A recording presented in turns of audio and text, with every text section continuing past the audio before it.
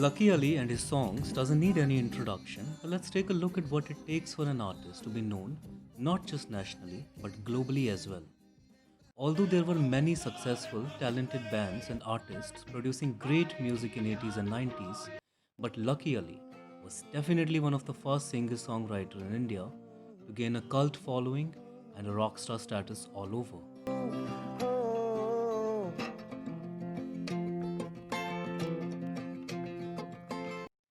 Being a 90s kid, I feel blessed of my childhood, where we used to hear his songs on TV channels, cassettes, CDs, since there was no YouTube and Spotify during those days.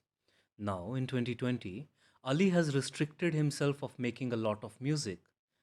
जितना कम करोगे उतना अच्छा है, जितना ज़्यादा करोगे उतना कम है। Of whatever he does, there is still freshness in his songs, whereas every new song doesn't feel like a rip-off of his past work, a sign of a genius artist. Lucky Ali presents an entirely different song every time when it comes to lyrics, music, overall feel of it. Yet there is this one common feel in all his work which evokes this sense of melancholy and feel of longing among the listeners. His work mostly deals with the sorrow of losing a loved one and living with the pain of it. Quite a few of his songs also talk about passion, love, friendship, and happiness.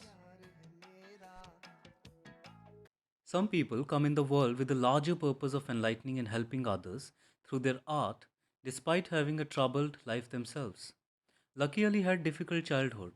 Born as a son to Mahmood Ali, a legendary comic actor director of the 60s and 70s, Lucky lived in a boarding school since a very young age, almost since he was a toddler, and grew up not recognizing his own father at times. His ignorance and attitude towards his father gave a push to lifelong turbulent and conflicting relationship amongst the two. Although his father has also been a huge and positive influence on Ali's music as well, for songs like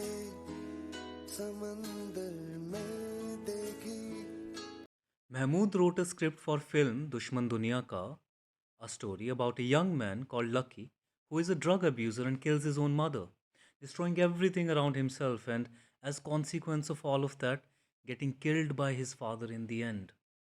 Many Page 3 magazines stated that the script was inspired by Lucky Ali's tryst with marijuana since a very young age.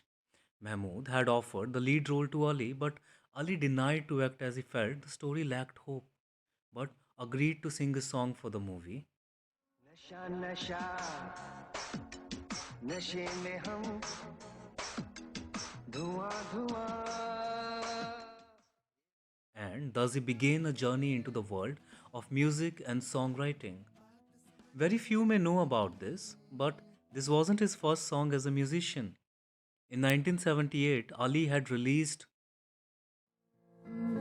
walking when I'm walking and I'm walking all alone. In 1996, he came up with his first album Suno with Sony Music label which went on to become an instant hit.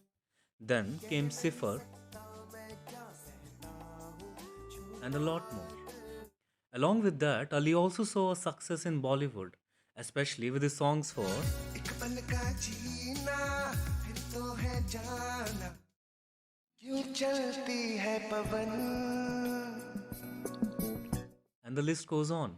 With his last song Safarnama released in 2016 for Imtiaz Ali's Tamasha. सवालों का Safarnama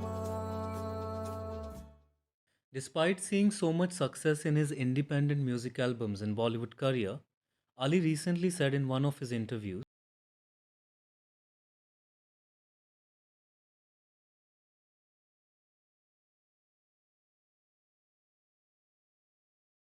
Lucky Ali does quite a bit of farming these days and has a strong opinion towards its organic methods.